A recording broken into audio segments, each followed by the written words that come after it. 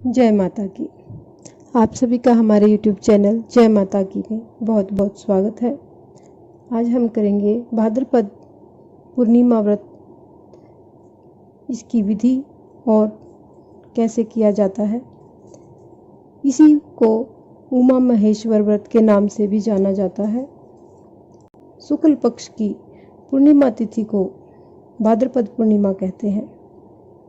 इस दिन उमा महेश्वर का व्रत भी किया जाता है और इसी दिन से पितृपक्ष यानी श्राद्ध भी शुरू हो जाते हैं।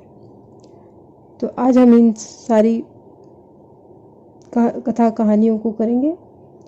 उससे पहले यदि आप हमारे चैनल पर अभी नए आए हैं तो कृपा करके चैनल को सब्सक्राइब कर लीजिए और घंटी जैसे दिखने वाले बटन को भी दबा लीजिए ताकि आने वाली नई वीडियो की नोटिफिकेशन आप तक पहुंच जाए। तो चलिए शुरू करते हैं पूर्णिमा की कथा और इसकी विधि विधान। सबसे पहले भाद्रपद पूर्णिमा है और इसी दिन से पितृपक्ष यानी श्राद्ध शुरू हो रहे हैं।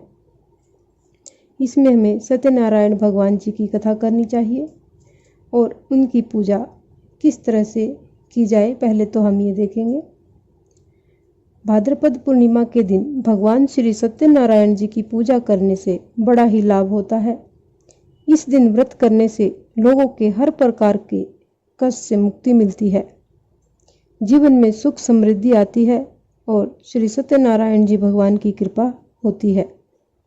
भादव पूर्णिमा पर नदी, सरोवर या कुंड में स्नान करने से विशेष लाभ भी मिलता है और यदि ऐसा नहीं हो पाता है तो आप अपने घर में भी जब स्नान करते हैं तो उसमें थोड़ा सा गंगा जल मिला करके स्नान कर लीजिए, तो इसका भी आपको वही पुण्य मिलता है जो एक नदी, सरोवर या किसी भी शुभ स्थान पर नहाने से मिलता है।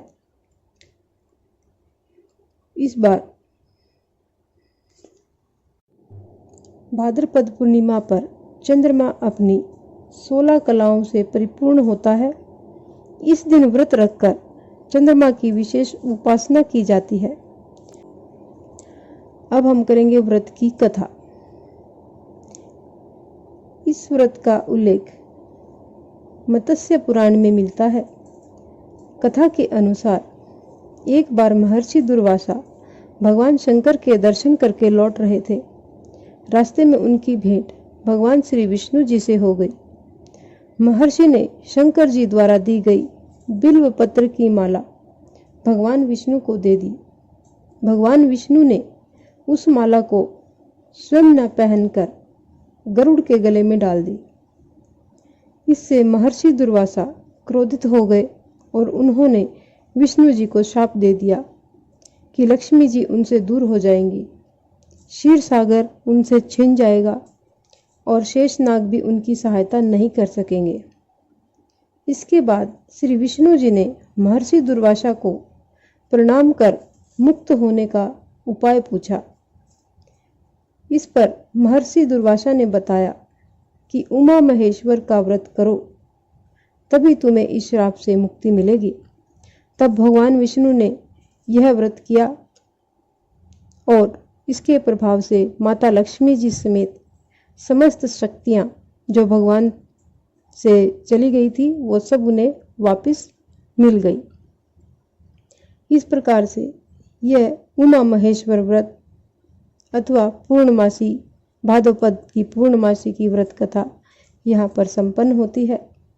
यदि आपको हमारी ये कथा पसंद आई तो चैनल कृपा को करके हमारे सब्सक्राइब चैनल कीजिए को लाइक कीजिए और वीडियो को लाइक कीजिए और ज़्यादा से ज़्यादा अपने मित्रों और प्रियजनों में इनको आगे भी शेयर करें। तो मिलते हैं अगली किसी अच्छी सी कहानी कथा के साथ। तब तक के लिए जय माता की।